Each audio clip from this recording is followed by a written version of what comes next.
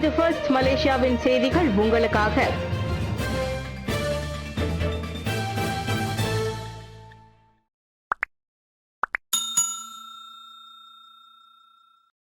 Malaysia Brazil உறவை வலுப்படுத்தும் திட்டம்.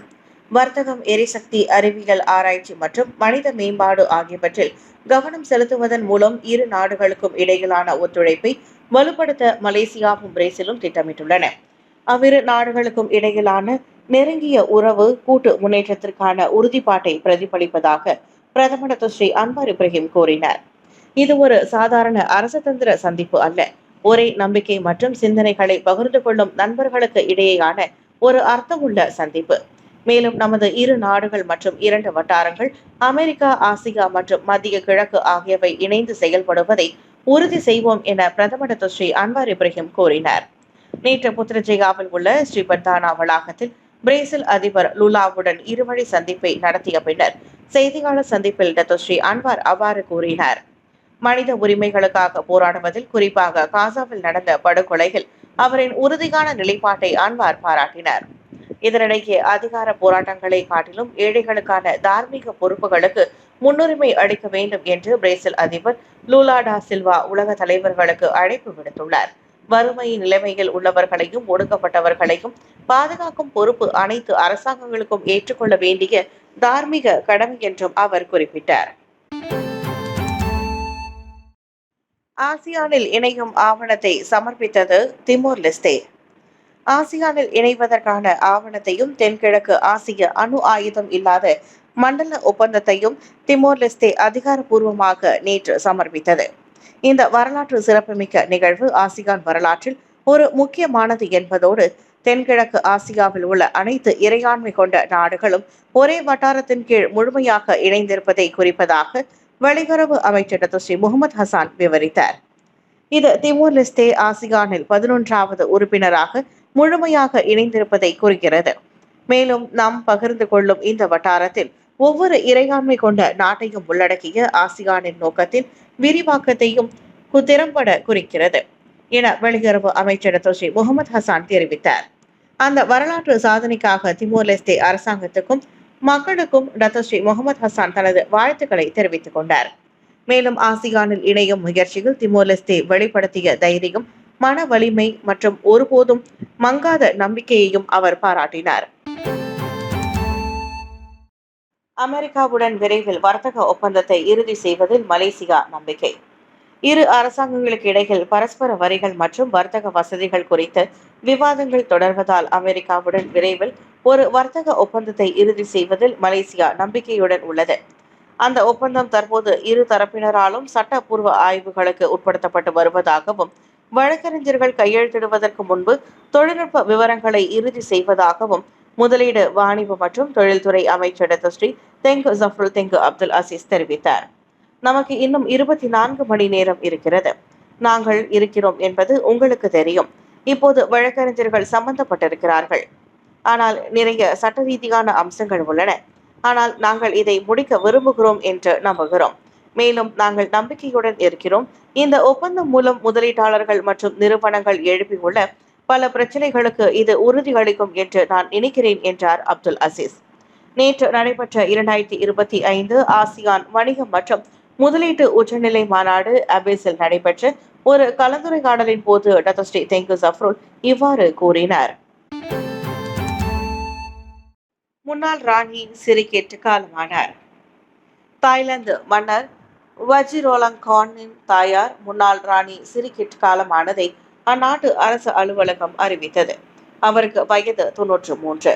தாய்லாந்து பாலாங் மேரா சங்கத்தின் பராமரிப்பில் உள்ள ராஜா சுடலோங்கான் நினைவு மருத்துவமனையில் வெள்ளிக்கிழமை இரவு 9:21 மணிக்கு சிரிகெட் காலமானதாக அரசு அலுவலகம் நேற்று வெளியிட்ட ஒரு அறிக்கையில் குறிப்பிட்டுள்ளது.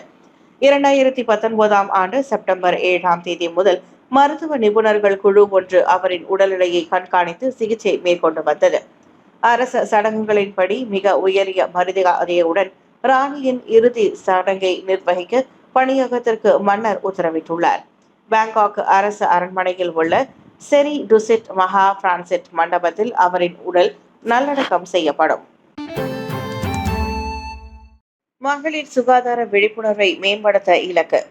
மார்பக புற்றுநோயை ஆரம்பத்திலேயே கண்டறிய மேற்கொள்ளப்படும் பரிசோதனையின் முக்கியத்துவம் பற்றிய பெண்களின் விழிப்புணர்வு தற்போது நாட்டில் 10 பேரில் 7 உள்ளது. எனினும் தடுப்பு நடவடிக்கையாக அதிகமான பெண்கள் ஆரம்பகட்ட சோதனைகளில் உட்படுத்தப்படுவதை உறுதி செய்ய அது குறித்த விழிப்புணர்வை அதிகரிக்க சுகாதார அமைச்சர் திட்டமிட்டுள்ளதாக அதன் அமைச்சர் டாக்டர் ஜுல்கிஃப்லி அகமது தெரிவித்தார்.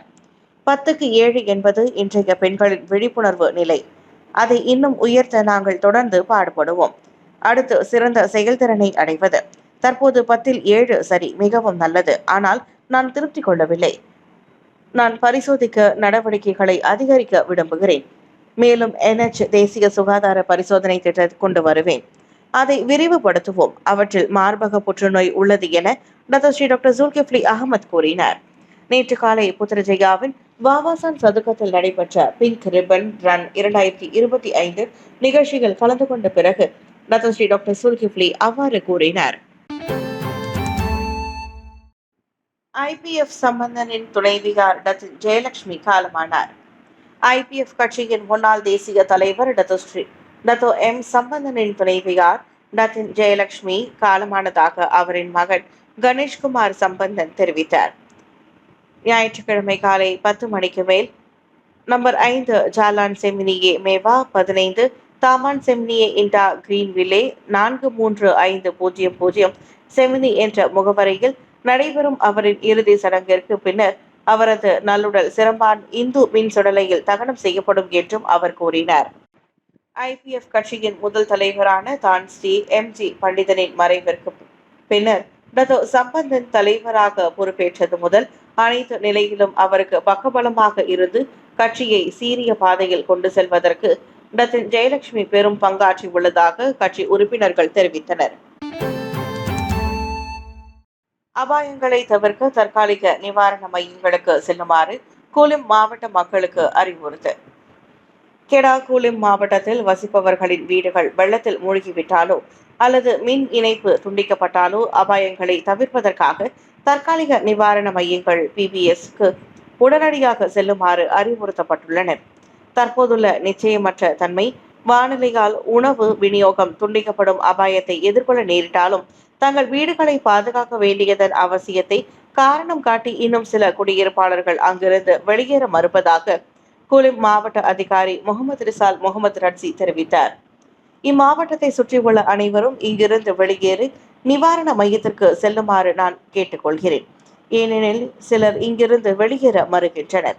இன்னும் சிலர் தங்களின் வீடுகளை பராமரிப்பதாக கூறி அங்கேயே இருக்கிறார்கள் என்பதையும் நான் அறிகிறேன். வீடு வெள்ளத்தில் மூழ்கவில்லை என்றாலும் இணைப்பு துண்டிக்கப்பட்டிருப்பதும் ஆபத்தான ஒன்று என நான் கருதுகிறேன் என்றார் அவர்.